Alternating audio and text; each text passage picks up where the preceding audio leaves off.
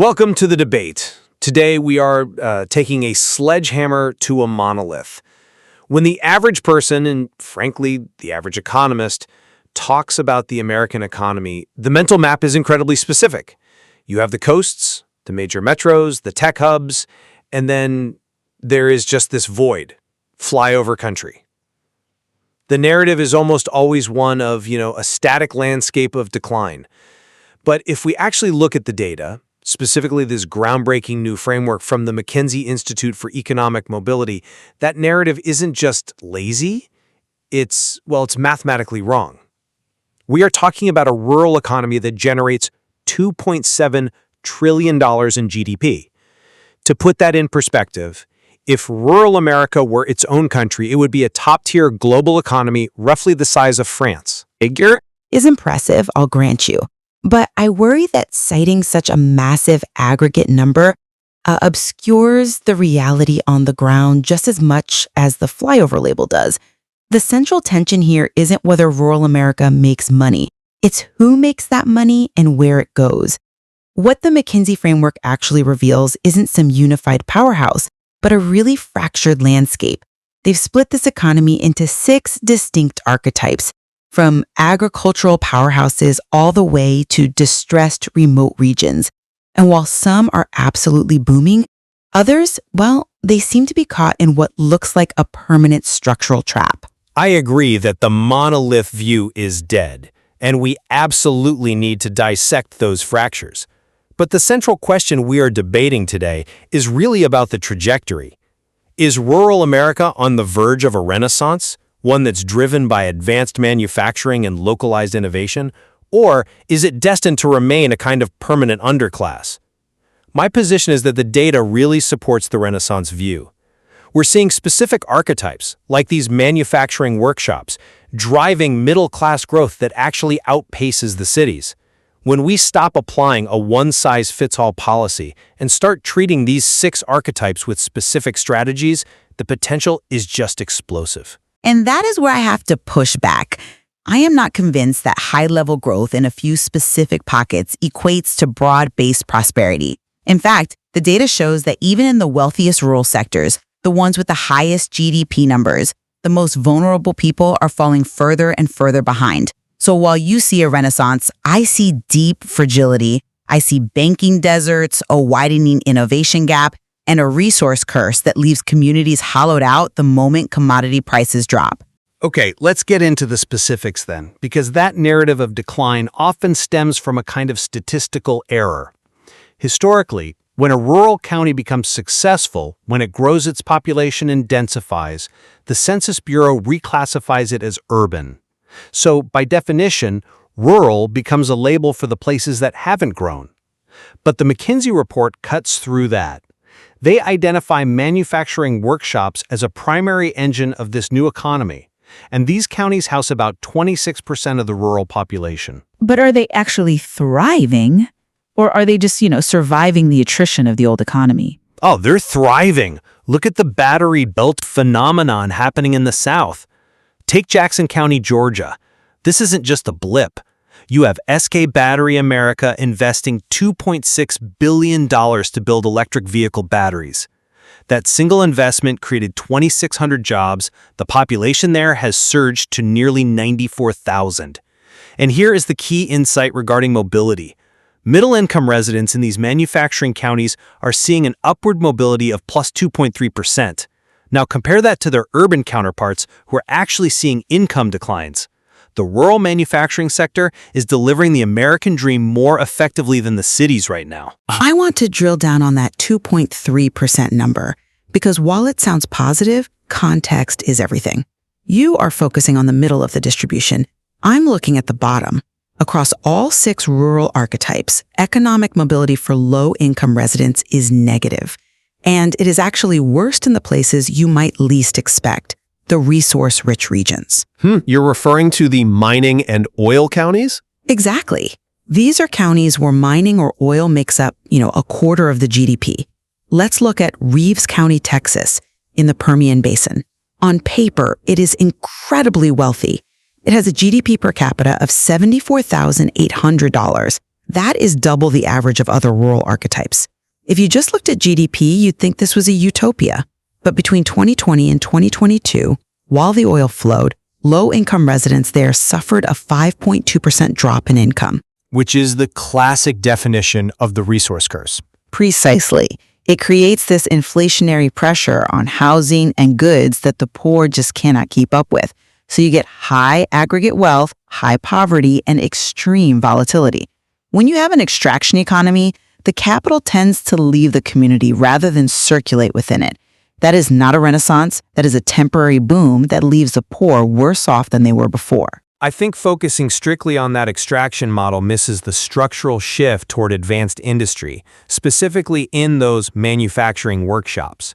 We aren't talking about digging stuff out of the ground in Reeves County. We are talking about value-added production. You mentioned the volatility of oil, but manufacturing offers stability. However, I will concede that not all manufacturing counties are created equal. The report distinguishes between reshoring counties, like Jackson County, and deindustrializing counties. And that distinction is the critical fracture I mentioned earlier. I mean, the gap between those two subtypes is staggering. Reshoring counties, mostly in the South, have a GDP per capita of $44,000 and are growing at 8% annually. Deindustrializing counties, mostly in the Rust Belt, have a GDP per capita of only $25,000 and are growing at half that speed. Right, but we have to ask why. It isn't just bad luck. Well, the cynic would say it's about unions and tax breaks. I mean, the Renaissance seems suspiciously limited to right-to-work states. If you are in a legacy manufacturing county in Ohio or Pennsylvania, that battery belt success story feels very, very far away. It's easy to blame it on tax incentives, but the data suggests it's actually about workforce readiness. And this is where the strategy becomes the variable, not the geography. Look at how Georgia handled that SK battery investment. They didn't just write a check. They used a program called Georgia Quick Start. So this is a state-run training program? Yes, but it operates differently than most.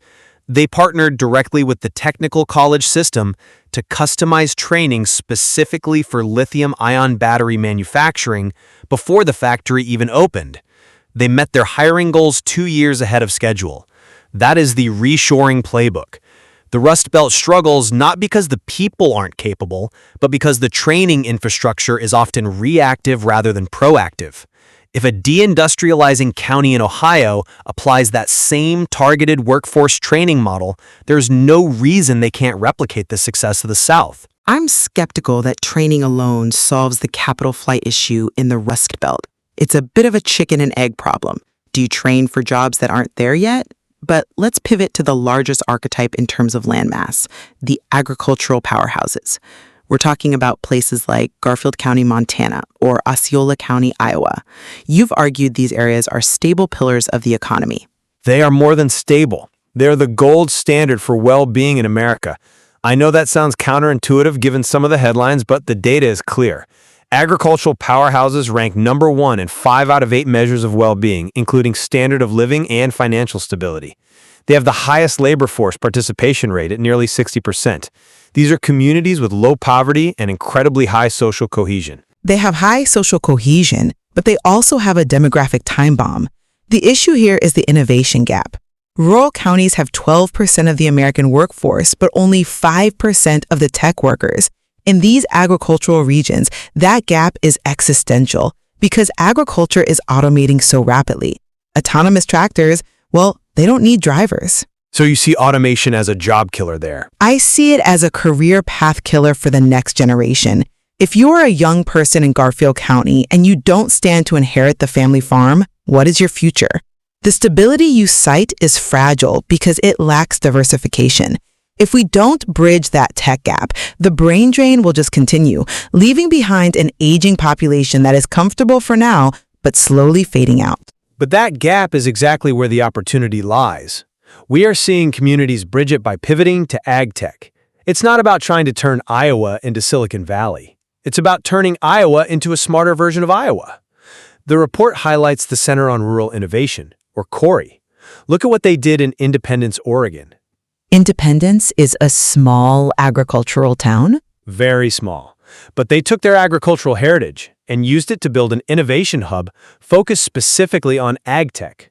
They set up co-working spaces, organized meetups, and they facilitated pilot projects where tech entrepreneurs could test their software on local farms. It leverages the existing strength, which is farming, to build the new one, which is technology. This keeps the youth in the community because suddenly there are high-tech jobs supporting the farms. That strategy works if you have the foundational infrastructure to support it. But this brings me back to the resource-rich regions and that inherent volatility I mentioned earlier.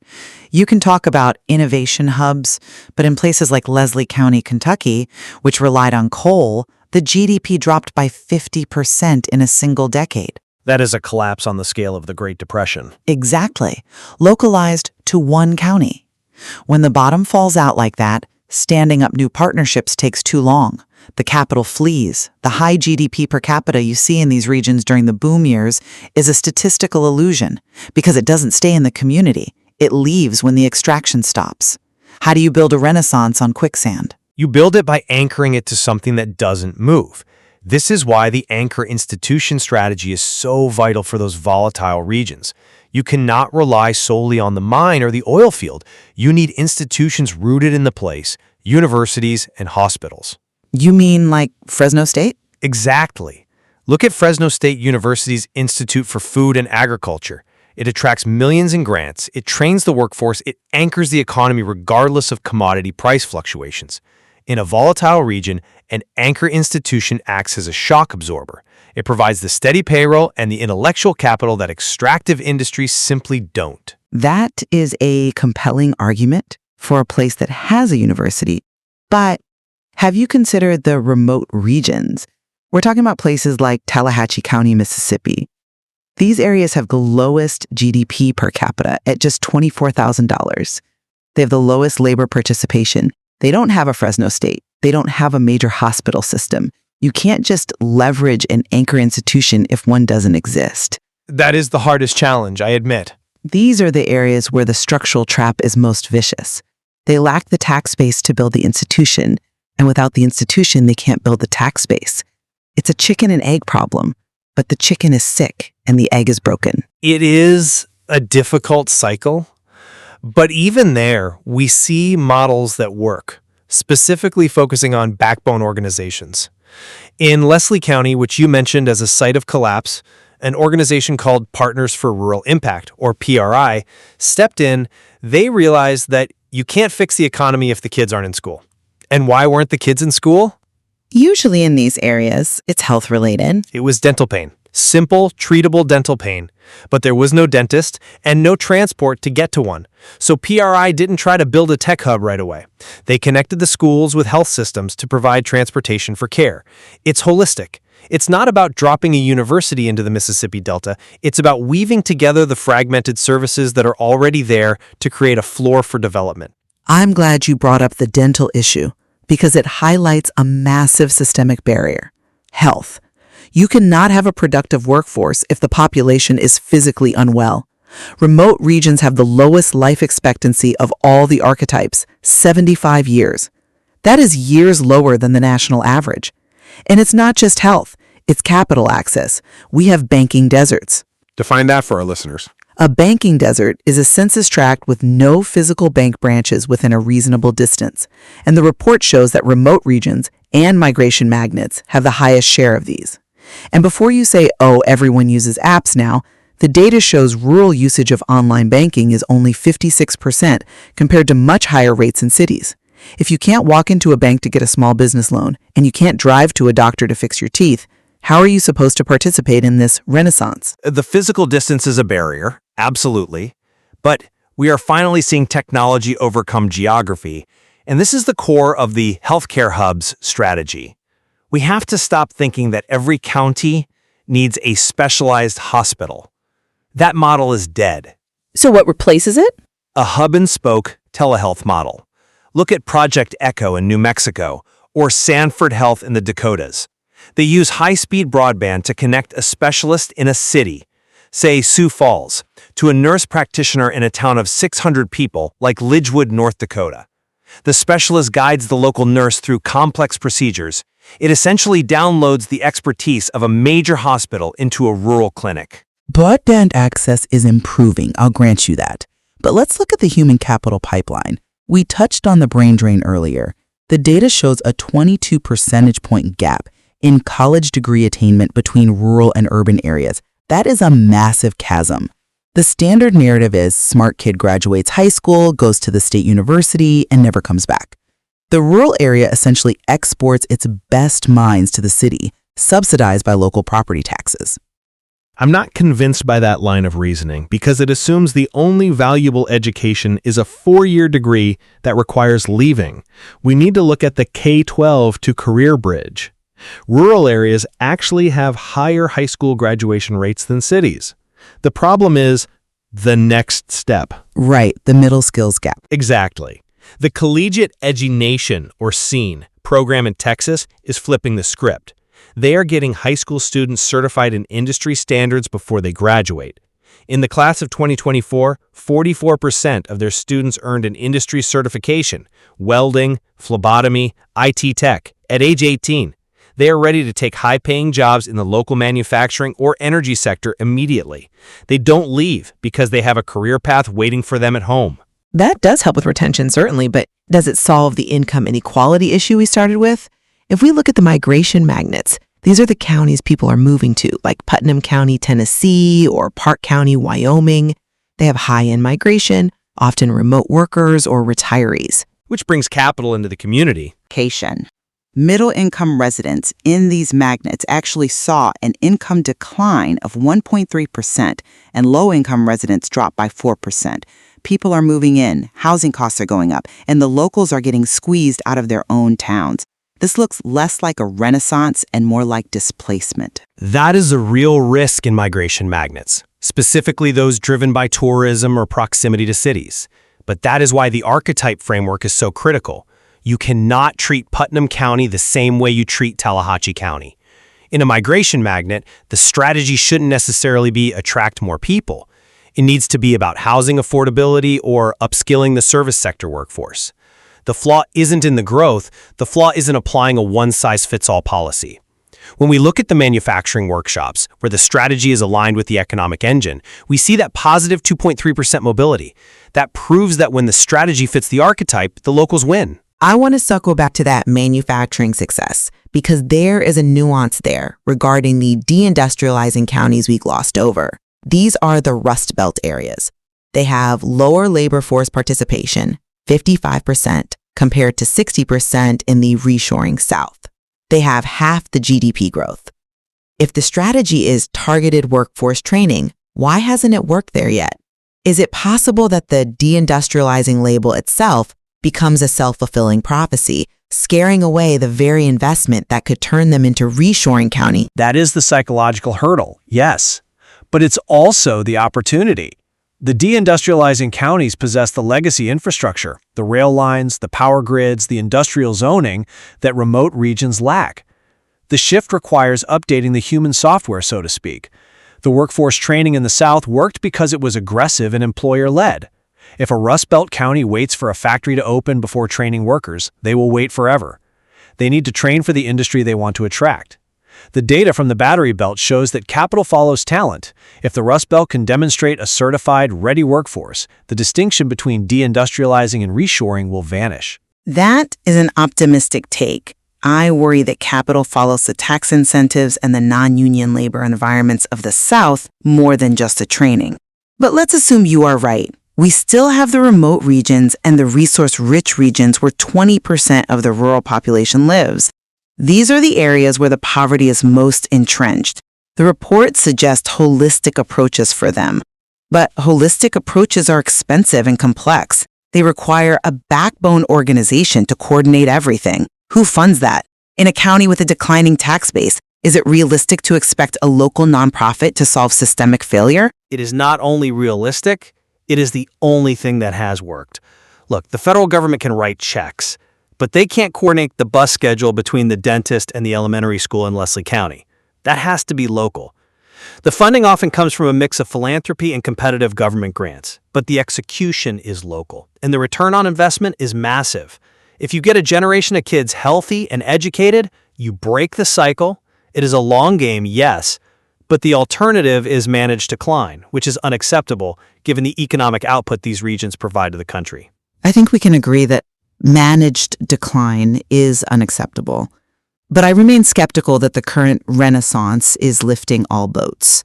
The data is clear. Low-income residents are seeing income declines across the board, rural, urban, everywhere. But in rural areas, specifically resource-heavy ones, that drop is 5.2%. That is a crisis. Until we address the volatility of the resource economy and the lack of basic infrastructure in remote areas, the renaissance will be a gated community. And I would argue that the gate is unlocking. We are seeing a shift from simple extraction to value-added production. We are seeing a shift from brain drain to workforce readiness. The $2.7 trillion rural economy is not a charity case. It is an investment opportunity. By stopping the one-size-fits-all approach and applying specific strategies, tech training in manufacturing zones, anchor institutions in volatile regions, we can nationalize the success we are seeing in the battery belt. We are certainly moving past the monolith, which is progress. But we have to remain vigilant. The gap between a reshoring county and a remote county is widening. We cannot let the success of the former blind us to the struggle of the latter. That is the crucial takeaway. Rural America isn't one thing, so the solution can't be one thing. But the potential, that is undeniable. It's complex. It's fragile. But yes, the potential is there. This episode of The Debate. We hope this discussion has illuminated the distinct economic realities hiding behind the label of rural America. And we hope it challenges you to look closer at the data before accepting the standard narratives. Thank you for listening. Goodbye.